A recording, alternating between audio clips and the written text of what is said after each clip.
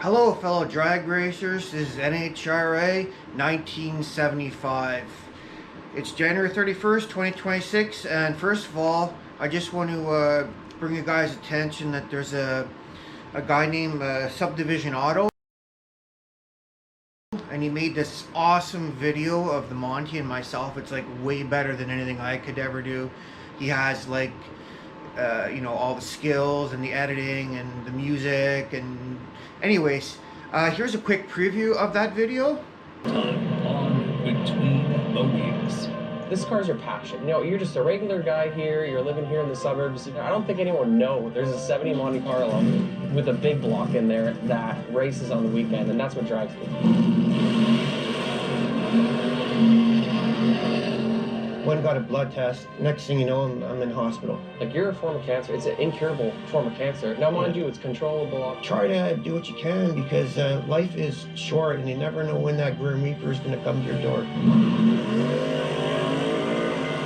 Looks pretty cool, eh? So if you want to watch that video, I'll put the link in the description and you guys can check it out if you could. I think anyone who's been following me on this channel for however long, you can check it out. It's a great video, so if you could do that, that'd be great.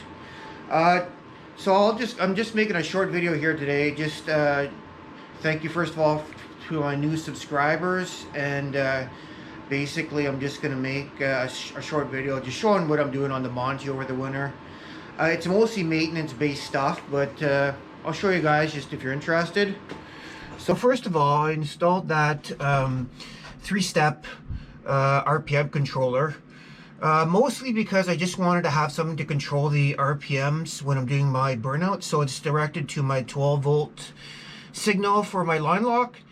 It's set at 4900, and yeah, because actually there's a lot of damage, engine damage when you do burnouts. That's actually I read from Ray Morrison a while ago. So anyways, I'm doing that to protect the engine, and it is a 3-step though, so if I ever want to go to a trans brake, I can use that as an RPM controller. So that's the first thing I did. Picked it up on Facebook Marketplace from guy with this who had a wheel standing bull mount with some. It was pretty cool. Anyways, I'll put a picture of that in.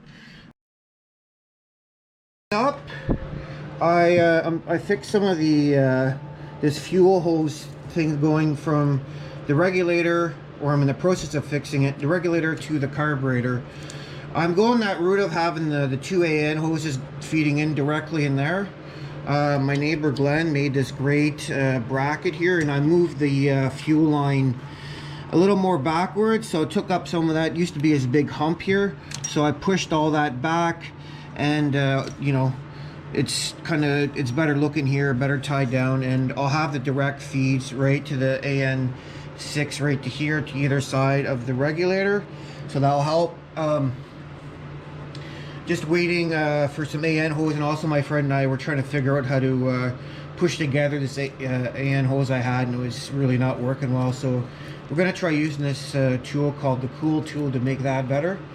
Next up, valve springs. So I used this tool here. I made a real short video on it, which gives you a real general idea. It's not 100% accurate, as my engine builder told me, but it gives you a good idea of valve springs that are starting to go away. I checked all of them, and they're all 260 except one. One valve spring is 240. This one right here. So the pressure tested it, so it's 240 on the seat. So that one I'm going to change. My friend and I are going to change that one. We're just going to obviously change it in the car. I have my engine builder friend's going to lend me the tool to replace it on the car in terms of compressing the valve spring. And now I have I'll feed the air hose down there so the valve doesn't fall. So that's one thing. Another thing too is the distributor. I have a bronze gear in this. So if you guys know, the bronze gears, they tend to wear out. Now, luckily with this distributor, someone modified this a while ago, and they've put, I don't know if you can tell, they put holes here and there's one down here, and there's one up here, one down there. So what happens is it actually feeds more oil on this bronze gear, so it really helps keep this bronze gear from shredding up. This is like, eventually you'll have to replace it, but it's just a good idea to check that bronze gear. Pull out your distributor and check it if you have one every year, because if that explodes, it's big problems. So that's another thing. And yeah, the other than that, I'm gonna change my front calipers. Just all I can afford are stock GM ones, single pistons.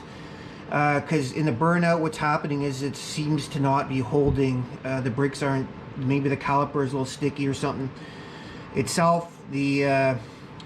So anyways, what I'm gonna do is just change that to stock, and then I have some braided lines that aren't looking too good. The braided, you know, brake lines, and I'll change those out. So I'm hoping that's going to help the burnout, because it doesn't hold and it's hard to have a consistent burnout. This year is just not going to really be about going any faster. I'm just going to be trying to actually enjoy bracket racing. It's expensive to go faster. These cylinder heads here, I've probably talked about them quite a bit. You know, they're rectangle port GM cylinder heads. Are, you know, as I said, they're for sort of a like a crate engine or one of those deals. They're just based like an LS6 head. They are ported already. They have 219 and 188 intake valves, which is too small for this. One day I'd love to get a set of Brodux, I think the BB3s, whatever, but there's no way. They're up here. It would be cost me about $6,000 for a set, so I may have to go the used route. In fact, that's probably what I'll do. I've been eyeing, you know, all the racing junk kind of stuff on Facebook Marketplace, and there are cylinder heads that go up for sale, like the ones I want, like darts and things like that, dart or Brodux or AFRs, but they seem to sell pretty quick. And there's even an interesting cylinder head GM made called the bow tie head. Thing is, those are getting pretty old now, and the aluminum gets porous, but you know, if I could find a good set of those, maybe I could make those work. You know, it would be a side project, and I'd keep these on the car for now and just sort of eventually go with, you know, slowly but surely work on those cylinder heads and swap them, and also put a thinner head gasket in for some more compression if needed and stuff like that. So anyways, all right guys, just wanted to make a short video, so hopefully you guys can check out that Subdivision video. It's great. It's really good. It's better than anything I could ever do here with my GoPro and my movie maker editing. Okay, talk to you later.